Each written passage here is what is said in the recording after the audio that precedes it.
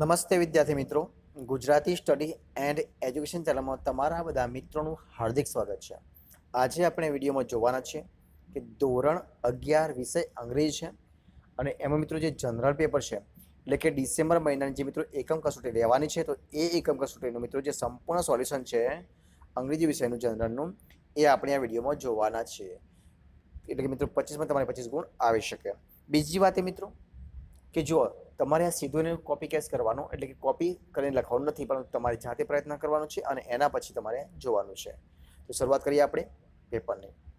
જોઈએ મિત્રો, સ્ટાન્ડર્ડ 11 છે, જનરલ પેપર છે, યુનિટ ટેસ્ટ નંબર 5 છે, 25 માર્ક છે, 1 કલાકનો સમય આપવામાં આવે છે અને ઇંગ્લિશ છે. હવે મિત્રો જોઈએ સેક્શન 1 એટલે કે સેક્શન એ. તો શરૂઆત કરીએ આપણે મિત્રો. હું મિત્રો હવે મારો વોઇસ બંધ કરીશ અને તમારે ફટાફટ તમારી રીતે લખવાનો પ્રયત્ન કરવાનો છે. તો જોઈએ આપણે શરૂઆત કરીએ અહીંયા. રાઈટ એટલે મિત્રો અહીંયા એટલે કે જે ખરા ખોટા છે એ તમારે જણાવવાના છે. તો પહેલું વાક્ય મિત્રો છે શું છે કે today we are going to discuss about with wild animals. તો એના મિત્રો કેવું છે? ખોટું છે એટલે કે ફોલ્સ છે. બીજું છે Piya's uncle is an animal specialist. તો એના મિત્રો કેવું છે? સાચું છે એટલે કે ટ્રુ છે. આગળ જોઈએ, select the most appropriate language functions from the brackets and write then against sentence. Showing purpose, showing contrast, expressing condition. તો મિત્રો તમારે બતાવવાના છે. મિત્રો જો ત્રીજામાં જોઈએ શું આવશે? If Milan speaks true he will not be punished. તો મિત્રો એમાં જવાબ શું આવશે? તો આન્સર છે એક્સપ્રેસિંગ કન્ડિશન. નંબર 4 જોઈએ, Ankita took part in the competition with a view to proving her ability. તો મિત્રો તમારા જવાબ એની અંદર આવશે આન્સર શોવિંગ પર્પઝ. બરોબર છે. હવે મિત્રો જોઈએ આગળ, સિલેક્ટ ધ મોસ્ટ અપ્રોટિંગ રિસ્પોન્સિબલ. તો મિત્રો જે અહીંયા જે જવાબ આપે છે એ તમારી સમક્ષ છે. કે જે મિત્રો 5મા નંબરનો છે, જેમાં જે Sneha said when does you reach the school Payal's say showing time. તો મિત્રો એની અંદર જે જવાબ 4 ઓપ્શન આપ્યા છે એમાં જવાબ છે ઓપ્શન ડી છે, એ સાચો છે. એટલે કે as soon as the bell rang I reached the school, એ જવાબ સાચો એટલે ડી આવશે. છઠ્ઠું જોઈએ, mister Shah said why deeds our frame with the match against Pakistan. તો મિત્રો એની અંદર જવાબ શું આવશે? એટલે કે મિસ્ટર રાઠોડ શોવિંગ કોમ્પિટિશન. તો એમાં જવાબ મિત્રો આવશે આન્સર એ. એટલે પહેલું વાક્ય સાચું છે. શું છે? અવર team played better than the team of Pakistan.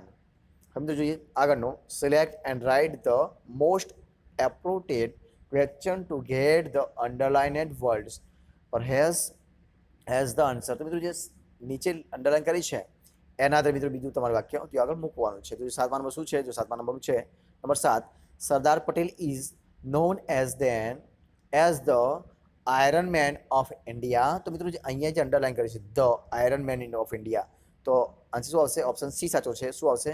કે what is Sardar Patel known as. તો જવાબ આવશે નંબર 8 જોઈએ, Raju meet the bank manager. તો ધ બેંક મેનેજર છે, અંડરલાઈન છે, આગળ શું આવશે? તો જવાબ આવશે જવાબ સી. એટલે શું આવશે? વોમ ડીડ રાજુ મીટ. એ જવાબ આવશે.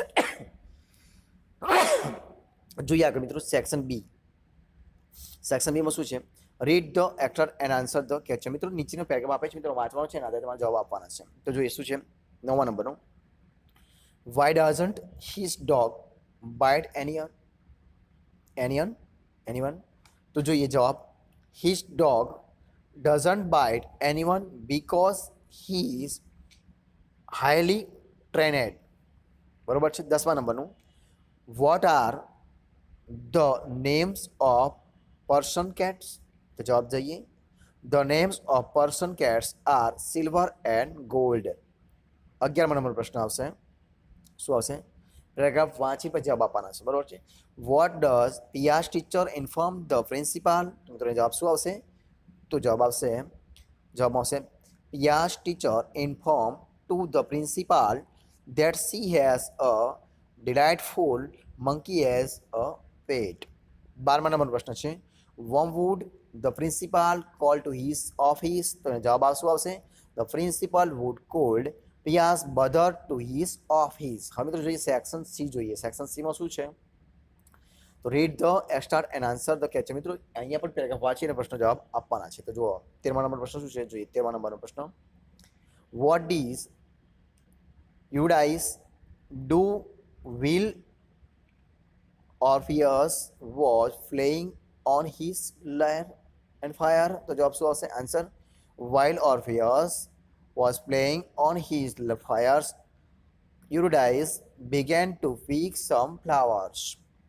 14મા નંબર પ્રશ્ન, what did Orpheus decide after her death? તો જવાબ આવશે, after her death Orpheus decided to go to the land of the dead and bring her back.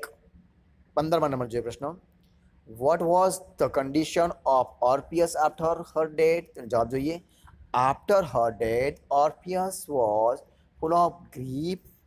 His life changed completely. He could play nor sing. He was very sad. બરોબર છે. 16મા જોઈએ પ્રશ્નમાં 16મા નંબરનો, where did they sail down? તો જવાબ આવશે, they sailed down to the west coast of Africa to Cape Town. 17મા પ્રશ્ન આવશે, why did they take to crewmen?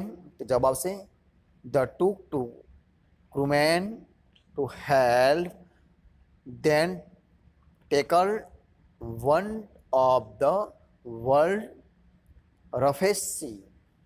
હવે જોઈએ પ્રશ્ન નંબર 18મા નંબરનું શું છે, which is the world roughest sea?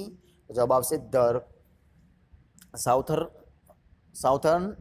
South Indian ocean world roughest sea. હવે મિત્રો જે સેક્શન ડી જોઈએ, ડૂઝ ડાયરેક્ટ. મિત્રો જે અહીંયા વાક્ય જે છે એ બદલવા છે. મિત્રો અહીંયા જે આપણે સીધો 19મો પ્રશ્ન છે, જે વાક્ય છે એના આધારે ભૂતકાળના રૂપો મૂકવાના છે. અહીંયા વાતમાં કરના આવે તો મિત્રો સીધા મેં જવાબ લખી દઈશ. શું છે? જો the king watch a rich man. તો મિત્રો અહીંયા વોચ લખી દીધું છે.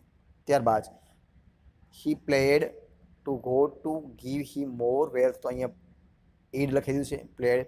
બરોબર છે. ત્યારબાદ ગોડ ગ્રેટેડ એટ, અહીંયા ઈડી લગાવી દીધું છે. Him the golden touch. He himself wanted, અહીંયા ઈડી લગાવી દીધું છે. To test it so he tried, અહીંયા એસ જગ્યાએ ડી લગાવી દીધું છે. બરોબર છે. તો આ રીતે આપણે લખી દીધા છે. હવે મિત્રો 20મો પ્રશ્ન, મિત્રો જે તમારા ઈમેલને આપી છે તમારે જાતે લખવાનો પ્રયત્ન કરવાનો છે. તો જો વિદ્યાર્થી મિત્રો તમને વિડીયો ગમે હોય, સોલ્યુશન ગમ્યું હોય તો વિડીયો લાઇક કરો, કોમેન્ટ કરો, તમારા મિત્રોને વિડીયો શેર કરો, અને છેલ્લે ચેનલમાં નવા હોય, ચેનલ સબસ્ક્રાઈબ ન કરી હોય તો સબસ્ક્રાઈબ કરવાનું ભૂલવાનું નથી. તો વિદ્યાર્થી મિત્રો વિડીયો પૂરેપૂરો જોવા બદલ તમારા બધા મિત્રોનો દિલથી ખૂબ ખૂબ આભાર.